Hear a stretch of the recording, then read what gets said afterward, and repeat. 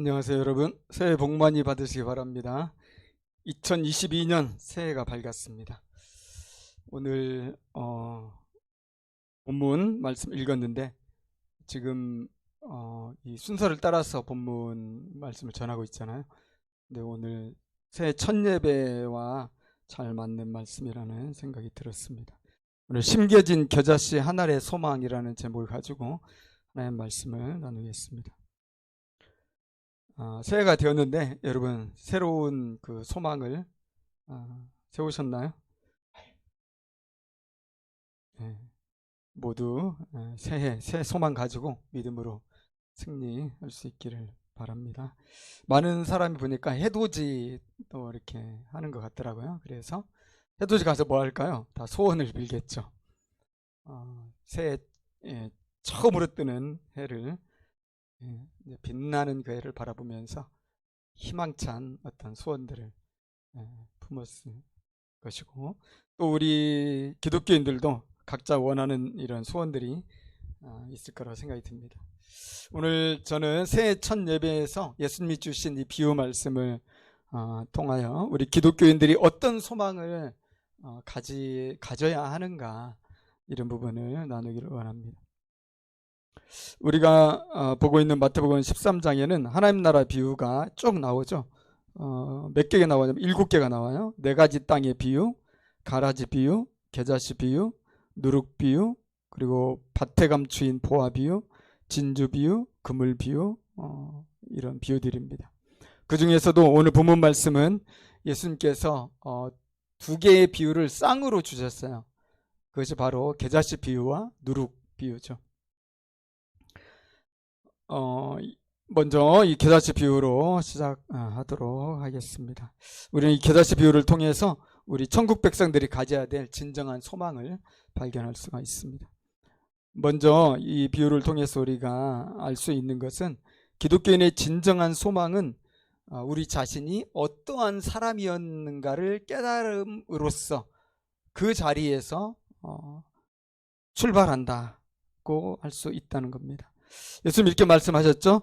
31절에서 천국은 마치 사람이 자기 밭에 갖다 심은 겨자씨 한 알 같으니, 여기 사람은 밭의 주인이죠. 누구겠습니까? 하나님이고 이 천지를 창조하시고 다스리시는 주권자, 살아계신 하나님이십니다. 하나님께서 당신이 통치하시는 나라, 이 밭인데 여기에 겨자씨를 심은 거죠.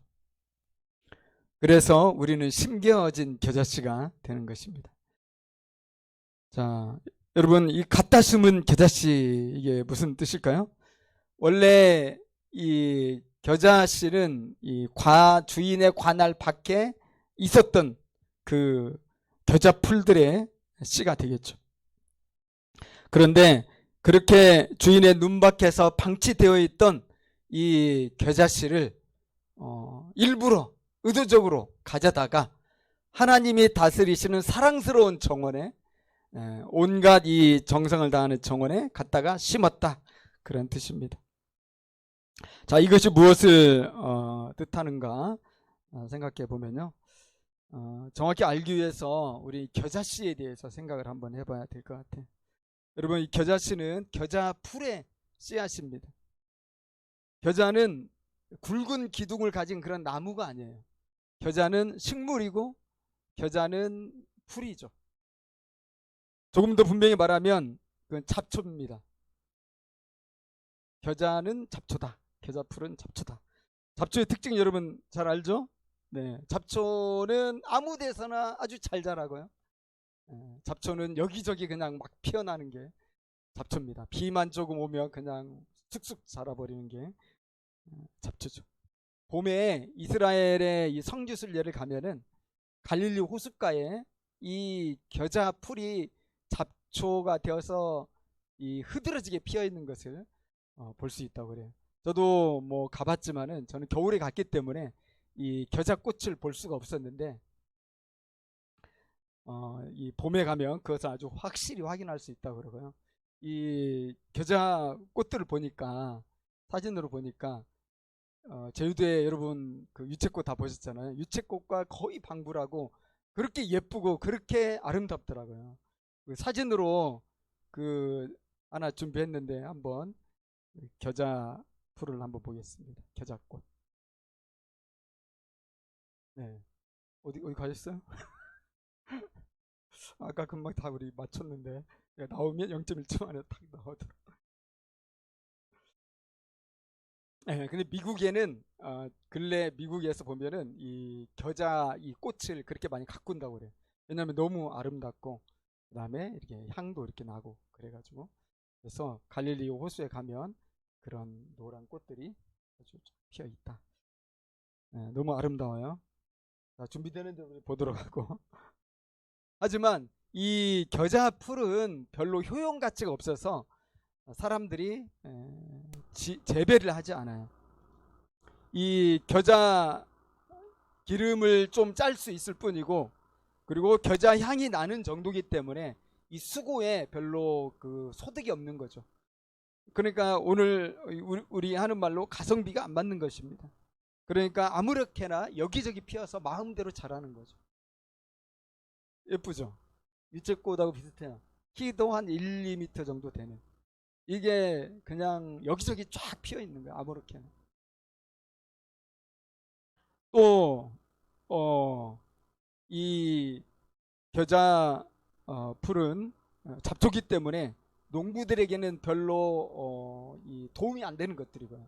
자기가 이 경작하는 밭에 또는 어떤 정원에 이런 겨자풀이 자라면 어떻게 하겠어요? 뽑아버립니다. 뽑아버리고 제거하는 거죠. 왜냐하면 놔두면 얘는 잡초기 때문에 생명력이 너무 강하고 끈질겨가지고 내가 목적하고 있는 식물을 제대로 재배할 수가 없는 거죠. 그래서 아주 귀찮은 존재들이고요. 그러니까 어떤 농부들이 이 잡초 같은 겨자풀을, 이 겨자꽃을 그렇게 정성스럽게 가꾸겠습니까? 그런데 오늘 말씀은 그런 겨자씨 하나를 자신의 정원에 심었다는 겁니다. 이것이 바로 마치 하나님의 나라와 같다. 주님이 그 말씀하시는 거죠. 자, 이것을 가장 먼저 적용을 한다면 우리는 제자들에게 적용을 해볼 수가 있습니다. 여러분, 제자들이 어디 출신인지 아시잖아요. 제자들이 12명인데 그 중에 한 사람만 다른 지역이고 11명은 다 갈릴리 출신 그 제자들이에요. 자, 이 갈릴리가 여러분 어떤 지역인지 다 아시지 않습니까? 이방의 갈릴리다. 이런 말, 이런 표현이 있고요. 또 흑암의 땅이다. 이런 표현이 성경에 있어요. 왜 그렇습니까? 갈릴리는 역사적으로 저 이스라엘의 저 북쪽에 멀리 떨어져 있고요. 예루살렘으로부터도 굉장히 멀리 떨어져 있고, 그래서 이방 민족의 지배를 많이 받다 보니까 그곳에는 이제 순혈을 가진 유대인들이 많지 않고 많이 섞였다는 거. 그러다 보니까 마치 사마리아 비슷하게 이 갈릴리 사람들도 무시받고 천대를 받았었어요. 그런데 예수님께서 그런 잡초처럼 버려진 땅이죠. 갈릴리는 잡초처럼 버려진 땅에서 잡초처럼 아무렇게나 자란 이 사람들을, 그것도 11명이나 제자들의 대부분을 거기서 뽑은 거죠. 우리 속담도 잘 알잖아요. 나사렛에서 무슨 선한 것이 나올 수 있느냐. 자, 우리는 이런 부르심을 뭐라고 하죠? 한마디로 얘기하면 은혜다 얘기하는 것입니다. 그들이 예수님의 제자가 된 것은 전적인 하나님의 선택이요, 전적인 부르심의 은혜라는 겁니다. 그들은 예수님의 제자가 되려고 노력하지도 않았고요, 구원받으려고 애쓰지도 않았어요. 버려진 잡초들이죠. 그런데 주님이 찾아오셔서 그 씨앗을 찾아가지고 자신의 사랑스러운 정원에 심었다. 일상에서는 없는 겁니다. 근데 하셨다. 여러분, 우리가 사실을 제대로 말하면 어떻습니까? 제대로 이 세상을 바꾸고 이 세상을 아름답게 세우기를 원하는 진짜 리더라면은 자신과 같이 일할 동역자들, 자신과 같이 일할 제자들을 어디에서 뽑아야 됩니까? 적어도 수도 예루살렘에 가서 공부 많이 하고 학식 있고 똑똑하다고 소문나고 인품이 훌륭하다고 자자하게 칭송받는 이런 사람들 가운데서 불러가지고 제자를 삼아야 뭐 비전 있는 거 아니겠어요? 예수님은 완전 반대로 하신 거죠. 잡초 같은 이 버려진 자들을 불러가지고 세상에 온 세상을 구원하고 온 세상에 하나님의 나라를 이루어갈 위대한 일꾼으로 삼으셨으니까 우리 생각과 얼마나 다릅니까? 이걸 정확히 깨달은 사람이 바로 바울이거든요.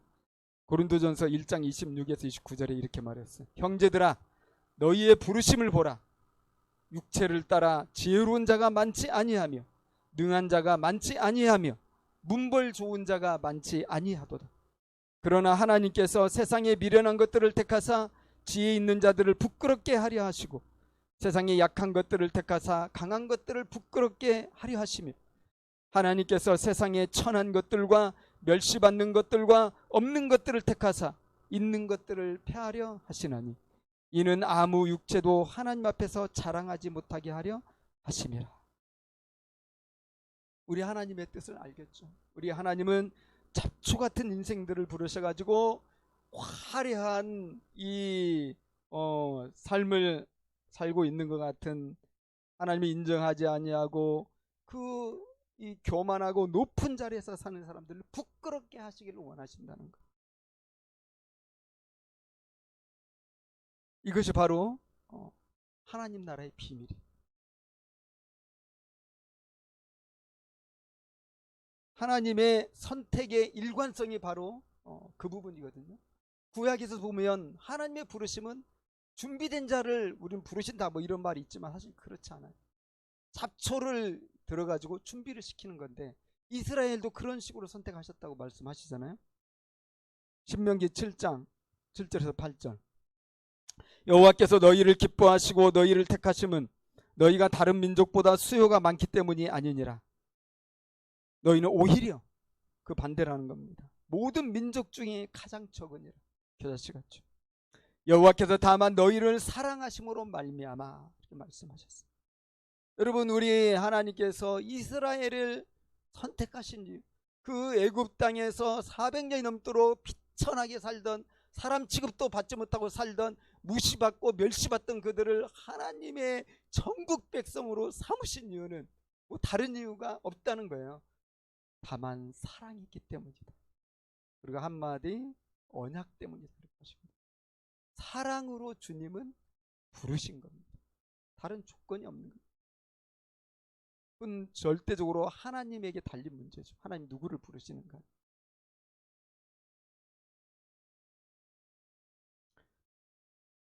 다른 이유가 없어요. 다만 사랑해서 우리를 주님의 자녀로 불러주시고 주님의 정원에서 돌보시고 날마다 바라봐 주시고 언제나 보호하시고 안전하게 자라도록 동행해 주시는 것입니다. 바로 이 지점이 그리스도인으로서 우리의 소망이 시작되는 지점이다. 그렇게 생각합니다. 우리 인생의 소망과 비전은 나로부터 시작되는 게 아니에요. 잡초 같은 나에게 무슨 그런 소망이 있을 수가 있겠어요. 기껏해야 한 세상 살면서 뭐 어떻게 하면 잘 살아볼까 이런 거죠. 진정하고 영원하고 변치 않고도 확실한 그 소망은 바로 나를 불러주신 주님의 그 자비로운 사랑으로부터 시작이 된다는 것입니다. 나 같은 죄인을 구원하신 그 은혜의 바탕 위에서 우리가 삶의 소망을 찾아가야 됩니다. 그런데 우리가 만약 그것을 잊는다면 우리의 소원은 타락하게 되는 거예요.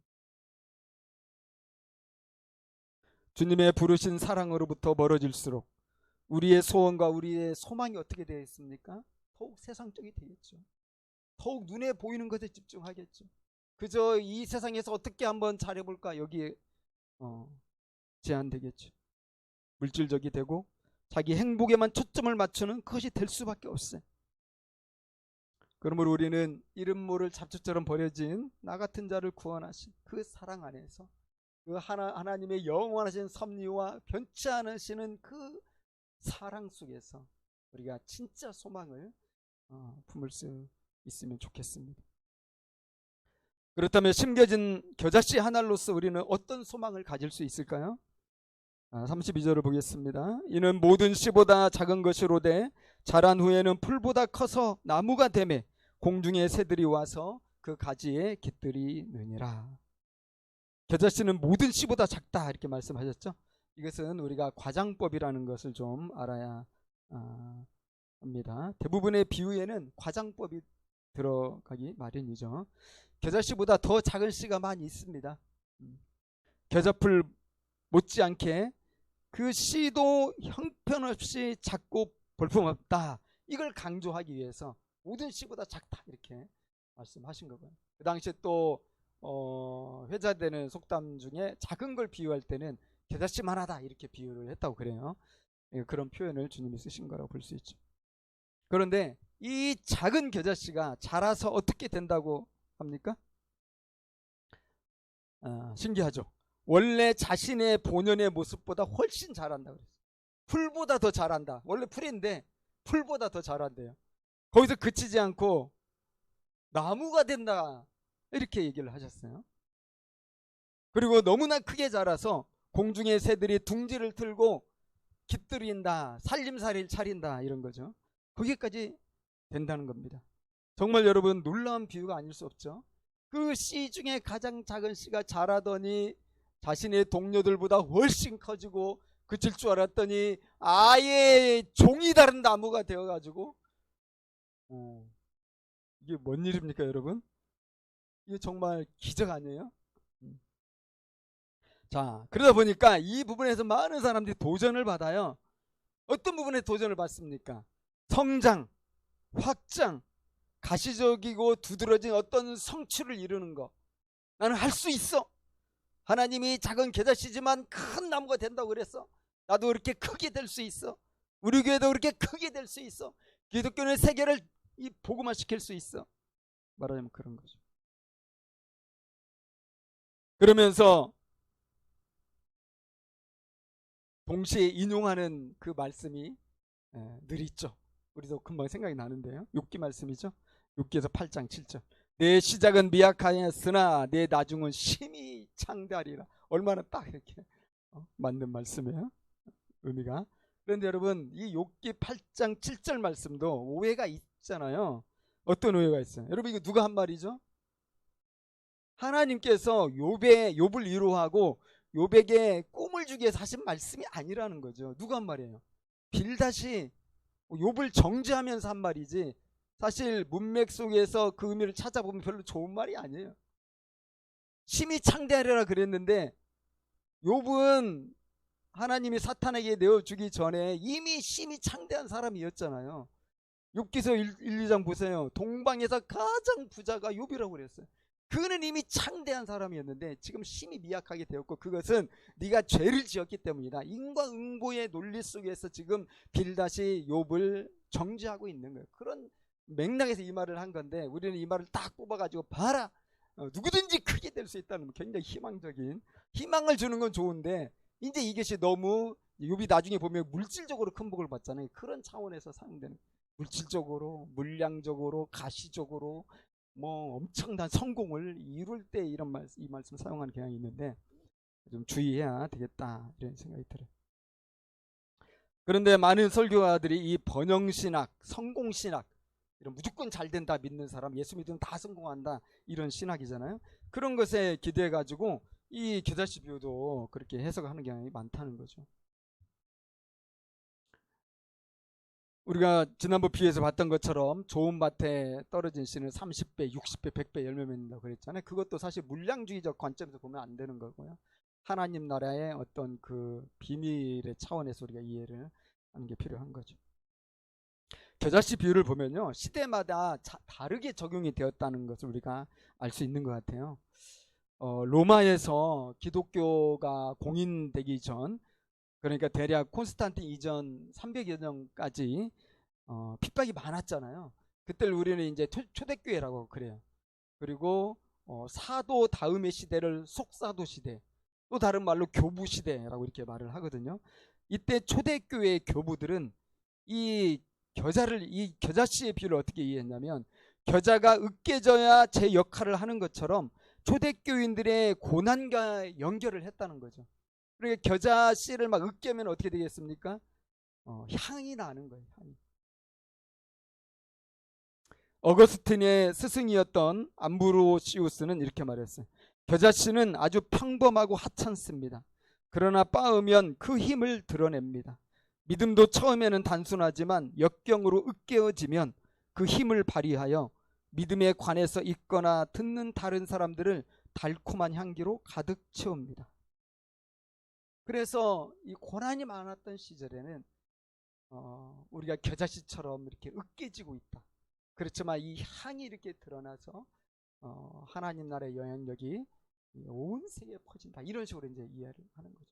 그런데 이 고난의 컨셉이 이제 콘스탄틴 황제 이후로 이제 공인이 되잖아요, 기독교가. 그 뒤로부터 기독교가 이제 막 대형화되면서부터 이제 성장의 컨셉으로 이렇게 해석이 되어 온 겁니다. 그래서 기독교는 반드시 땅끝까지 퍼져야 되고요. 세계를 복음화해야 되고요. 기독교화를 해야 되고요. 그래서 필요하다면 우리는 전쟁도 불사하지 않는다. 이렇게 되는 거예요. 아주 공격적인 기독교가 중세의 기독교 모습이고요. 우리 잘 아는 십자군 전쟁도 그런 맥락이 있다고 보면 되겠죠. 그래서 현대신학자 틸리케는 이러한 해석이 얼마나 복음을 오용하는지 그것을 지적을 했어요. 그러면서 이 비유의 강조점은 외형적인 성장과 규모에 있는 것이 아니다. 분명히 이야기를 했습니다. 그러므로 여러분, 오늘 겨자씨 비유에서 우리가 가져야 될 소망은 큰 나무, 큰 성공, 큰 성취, 이런 것을 꿈꾸는 것이 아니라는 것입니다. 진정한 비유의 핵심이 있어요. 겨자씨 비유에서 진정으로 주님이 말씀하고자 하신 그 핵심 내용은 뭐냐면 양적인 성장이 아니고요, 질적인 변화입니다. 질적인 변화. 자, 여러분, 풀이 나무가 될 수 있나요? 불가능한 일이에요. 풀이 백향목같이 그렇게 막 하늘로 뻗은 고든 나무, 기둥을 가진 나무가 될 수 있냐고요? 그건 있을 수 없는 일이잖아요. 그런데 예수님은 너무나 작은 이 풀의 씨가 예수님이 하나님께서 가꾸시니까 거대한 백향목이 될 수 있다는 걸 말씀하신 거거든요. 질적인 변화를 의미하고요, 완전히 새로운 존재가 된다는 것을 뜻하는 비유입니다. 우리는 이런 얘기를 바울의 로마서에서 확인이 되는데, 바울이 우리 그리스도인들을 뭐라고 비유했죠? 우리 원래 돌감람나무로서 아주 쓸모없는 이 나무였는데 접붙임을 참 감람나무에 받아가지고 우리가 참 감람나무가 되었다, 이렇게 얘기를 하지 않습니까? 완전히 질적인 변화라는 겁니다. 전혀 다른 존재가 되는 것입니다. 그래서 하나님의 정원에 은혜로 심겨진, 사랑으로 부름받아 은혜로 심겨져서 하나님의 그 관심을 독차지하고 있는 우리는 이제 이전과는 완전히 다른 존재가 돼버린 거예요. 이제는 풀로 시작했지만 나무의 운명, 이 환상적인 운명을 우리가 가지게 되었다는 것입니다. 그러므로 우리 주님의 자녀들이 된 천국 백성들은 이 질적 변화를 이미 이룬 사람으로서 그에 걸맞는 꿈을 꿔야 된다 하는 것입니다. 우리의 소망은 물량적이고 대규모적이고 세상 속에서 놀라운 번영, 이런 것들이 아니라는 겁니다. 우리의 소망은 질적으로 계속 우리가 변화를 이루면서 이 어두운 세상에 하나님 나라의 강력한 영향력을 끼치는 거예요. 이것이 우리 교회의 소망이 되어야 되고 우리 기독교인들의 소망이 되어야 돼요. 하나님 나라의 폭발적인 영향력을 드러나는 삶이라는 거죠. 그럴 때 하나님 나라가 이 땅에 이루어지는 것입니다. 참다운 의미에서 하나님 나라의 진짜 성취를 이루게 되는 것입니다. 최근에 한 성도와 이야기했는데 새해가 되어서 어떤 새로운 계획을 가지고 있나 얘기하다가 잠깐 그런 얘기했는데, 자신은 이제 1시간 일찍 회사에 출근해서 말씀을 묵상할 거라고 얘기를 하더라고요. 제가 알기로 이 친구는 밤늦게 오는 친구거든요. 그런데 1시간 일찍 가서 말씀을 묵상해 보겠다. 아마 우리 성도 여러분들도 비슷한 아주 은혜로운 영적인 결심들이 있을 거라는 생각이 드는데, 여러분, 우리의 질적 변화를 강력하게 가속화시키는 것 중에 하나가 뭐냐면 바로 살아계신 하나님의 말씀이에요. 하나님의 말씀은 살아있고 운동력이 있어서 좌우의 나리에서는 어떤 것보다도 예리하여서 우리의 관절과 골수를 찔러 쪼개기까지 한다고 하지 않았습니까? 정말 마음을 다해서 이 말씀을 묵상하고 말씀을 통해서 주의 은혜를 사모하는 자들에게는 참다운 질적인 변화가 일어나는 것이고요. 그가 어디에 있든지 그를 통해서 하나님 나라의 이 폭발적인 영향력이 천생에 걸쳐서 나타나는 거죠.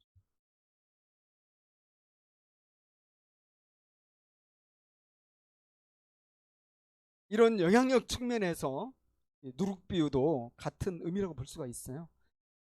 33절에 보면 작은 누룩이지만 그것이 밀가루와 합쳐졌을 때 엄청난 폭발력을 행사하여 큰 덩어리가 된다고 하지 않습니까? 이것도 단지 가시적으로 큰 성장과 번영을 의미하는 것이 아니라 하나님 나라 이 폭발적인 영향력을 강조하는 그런 비유라고 우리가 봐야 됩니다. 하나님의 나라는 반드시 그래요. 엄청난 폭발력을 가지고 있고요. 결국에는 세상을 뒤집어 엎고요. 세상을 새롭게 한다는 것입니다. 이런 질적 변화에 의한 강력한 영향력이 하나님 나라에 심겨진 우리 겨자씨들의 확실한 소망이 되는 거죠. 그래서 우리는 새해 들어서 여러 가지 소망 기도도 있겠지만 가장 중요한 게 뭐가 되어야 되겠어요? 질적인 변화를 꿈꿔야 돼요. 이미 시작된 우리의 질적인 변화가 더 공고해지고 더 확실해지고 그래서 시간이 걸리겠지만 그 백향목에 같이 큰 나무의 영향력을 갖는 거죠.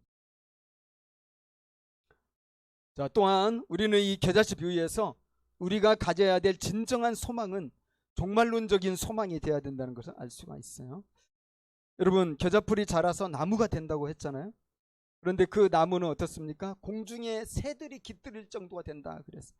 그저 형태만 변변하게 갖춘 그런 나무가 아니라 공중에 새들이 와서 와 여기 정말 좋다, 집 짓고 살 정도로, 둥지를 틀 정도로 그렇게 무성하고 가지가 많고 잎사귀가 많고 먹을 것도 많고 풍성하고 큰 나무가 된다 그런 거죠.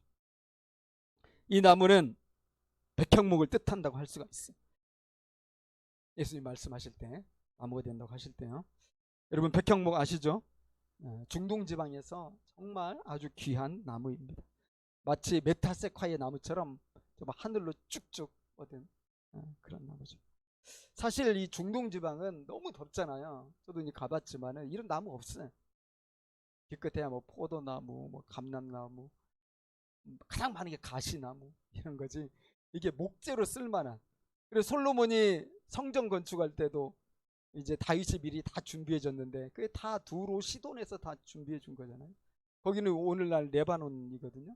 이 레바논에는 백향목이 진짜 지중해 해변에 이렇게 있어가지고 엄청나게 많다는. 지금은 하도 많이 벌목을 해가지고 지금 보호종이 됐다고 그러는데 예수님 당시만 해도 거기는 완전히 백향목 천지라는 거예요. 성경 보면 백향목에 대한 이야기 그래서 많이 나오는 거예요. 근데 이스라엘은 없는 그런 나무. 여러분 레바논 혹시 국기 보였어요? 그 레바논 국기 보면은 가운데 나무 한 그루가 쫙 이렇게 서 있잖아요. 이게 백향목인데 우리 이 백향목이 어떤 나무인지 한번 사진으로 볼까요? 사진을 볼 때 여러분들 이렇게 겨자 이 꽃과 한번 비교해 볼 필요가 있어요. 이건 이제 겨자풀이죠.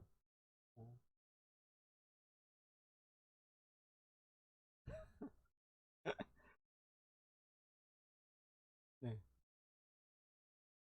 자, 우리는 왜 이 나무가 예수님이 말씀하신 이 나무가 백향목이라고 이렇게 추정을 할 수 있을까? 어떻습니까? 엄청나게 크죠. 기둥도 아주 하늘 것 이런 나무들이 백향목인데 아까 그 겨자 꽃과는 비교할 수 없는 거잖아요.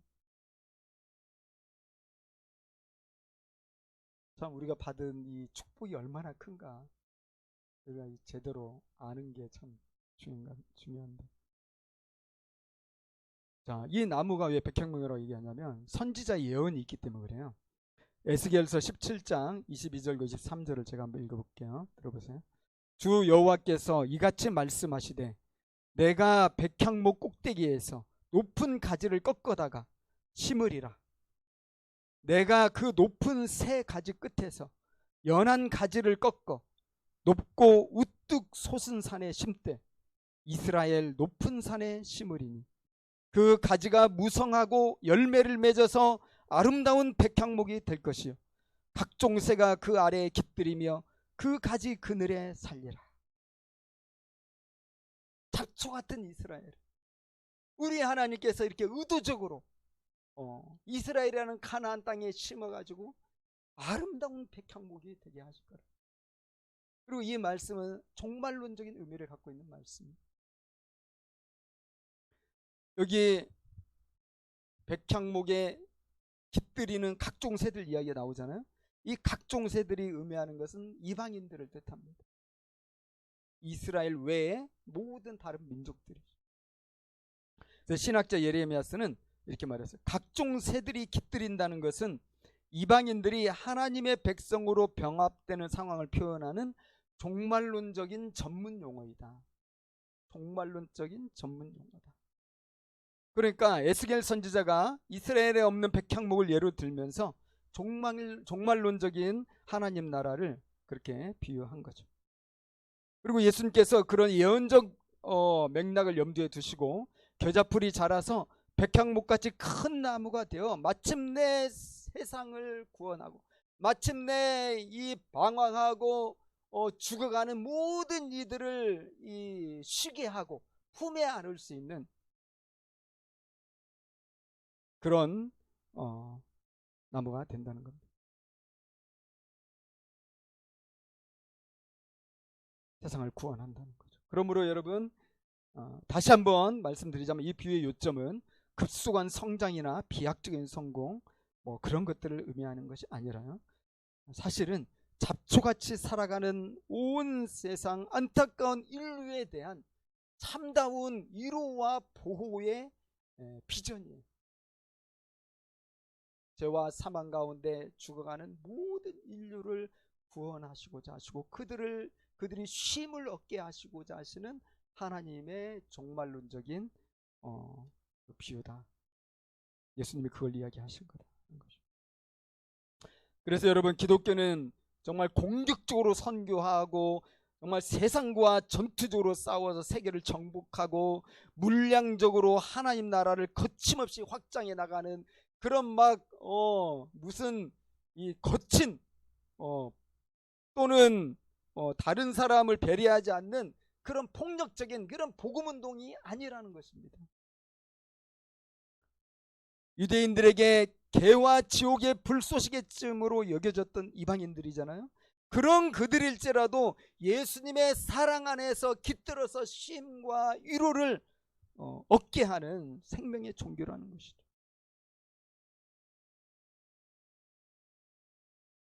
교회가 그리스도인들이 하나님 나라의 강력한 영향력을 발휘하면서 이런 일들이 이루어집니다. 그리고 우리 주님이 오시면서 완전한 하나님의 나라가 이루어집니다.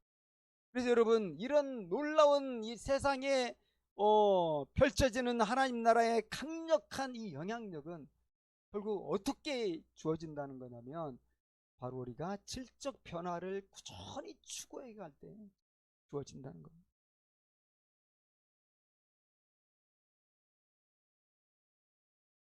사랑하는 여러분, 새해를 시작하면서 무슨 소망이, 무슨 소원이, 무슨 목표가 여러분들의 마음을 차지하고 있나요? 우리는 잡초 같았던 내 삶을 보듬어서 하나님 나라의 정원에 심어주시고 돌봐주시는 아버지의 그 사랑 안에서 시작해야 합니다.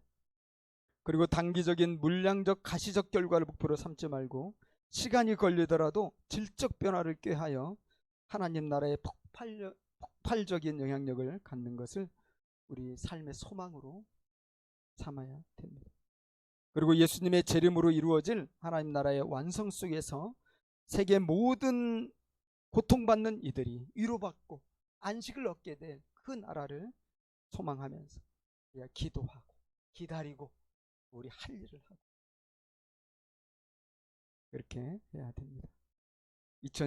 22년 첫 번째 주일 예배입니다. 우리가 볼품없는 버려진 잡초 같은 존재였지만 우리를 하나님 나라의 정원에 심어주신 그 은혜를 생각하고 우리가 자랄 거대한 백향목 나무를 우리가 소망하면서 우리가 2022년 시작하면 좋겠습니다. 함께 기도하겠습니다.